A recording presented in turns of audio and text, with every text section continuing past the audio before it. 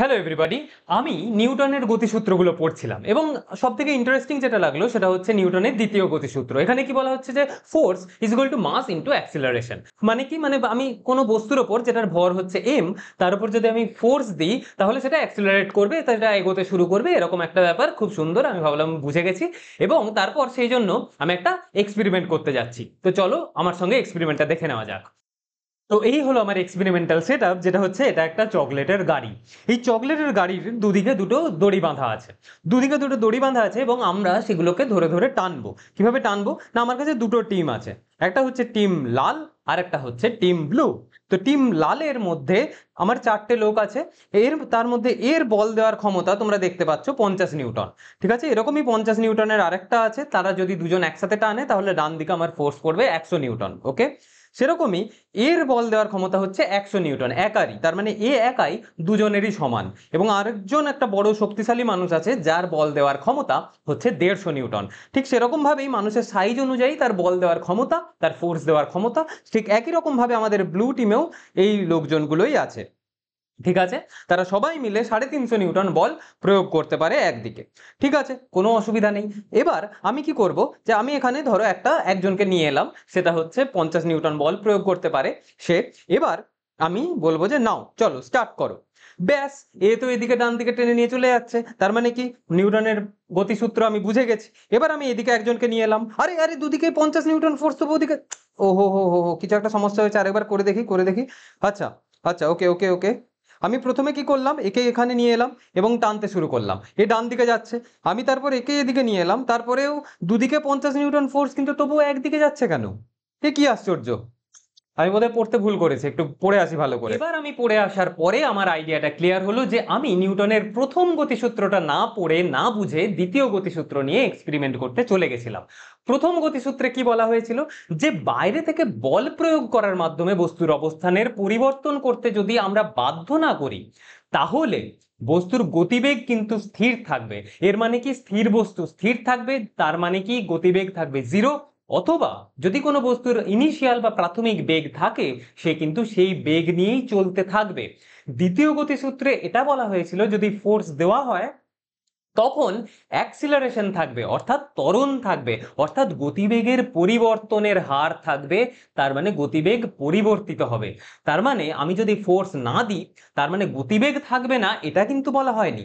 বলা হয়েছে গতিবেগের পরিবর্তন হবে না। যদি আমি বাইরে থেকে বল প্রয়োগ না করি, অর্থাৎ আমি যদি দুদিকে সমান ফোর্স দিই, তার মানে আমার নেট ফোর্স তো জিরো। ভেক্টর এডিশন করে net force zero. Net force zero হওয়ার মানে এই নয় যে গতিবেগ জিরো হয়ে যাবে। নেট ফোর্স জিরো হওয়ার মানে হলো ত্বরণ জিরো হয়ে যাবে, অর্থাৎ অ্যাক্সিলারেশন জিরো হয়ে যাবে। তো চলো এবার আমরা ওই এক্সপেরিমেন্টটা করে বোঝার চেষ্টা করি যে কি হচ্ছিল যখন দুদিক থেকেই সেম ফোর্স দেওয়া হচ্ছিল। তো চলো আবার এক্সপেরিমেন্টটা শুরু করা যাক। তো এখানে দেখো, এই যে গাড়িটা, এখানে একটা স্পিডের মিটার রয়েছে, যেখানে তোমরা দেখতে পাবে যে এখানে স্পিড কিরকম ভাবে বাড়ছে। ঠিক আছে, তার মানে এরপর আমি ধরো এখানে আমি 50 নিউটন বল প্রয়োগ করব। তো চলো দেখা যাক কি হচ্ছে।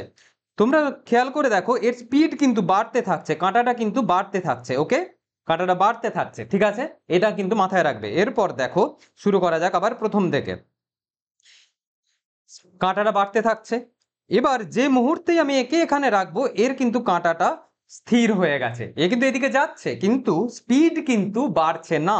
তার মানে যেহেতু নেট ফোর্স জিরো, সেই কারণে স্পিড বা এবং ভেলোসিটি, যেহেতু এটা একই ডাইরেকশনে হচ্ছে, সে কারণে এটাই ভেলোসিটি। সুতরাং ভেলোসিটির চেঞ্জ কিন্তু হচ্ছে না, বেগের চেঞ্জ কিন্তু হচ্ছে না, কিন্তু বেগ কিন্তু রয়ে গেছে। ঠিক আছে, তার মানে এই জিনিসটা ক্লিয়ার হলো আমাদের, যে নেট ফোর্স যদি জিরো হয়, দুদিকে যদি 50 নিউটন ফোর্স দেওয়া হয়, তার মানে নেট ফোর্স জিরো। সেই কারণে অ্যাক্সিলারেশন বা ত্বরণ হচ্ছে না, কিন্তু বেগ কিন্তু রয়েছে।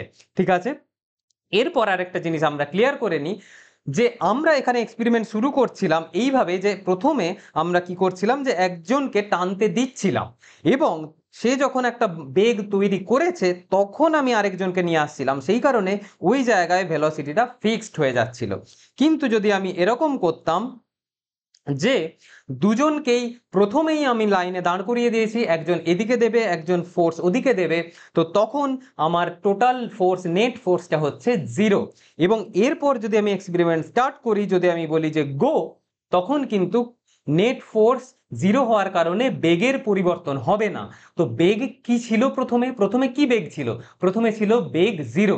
সেই কারণে বেগ জিরো অবস্থাতেই রয়ে যাবে, জিরো অবস্থাতেই রয়ে যাবে, কারণ বেগের চেঞ্জ মানেই অ্যাক্সিলারেশন, এবং যেহেতু আমি নেট ফোর্স জিরো করেছি তাই অ্যাক্সিলারেশন জিরো, তাই বেগও আগের যে বেগ ছিল অর্থাৎ জিরো সেখানেই থাকবে। এটা মোশনে তখনই আসবে যখন আমি কোনো একটা দিকে এক্সট্রা ফোর্স দিয়ে দিই।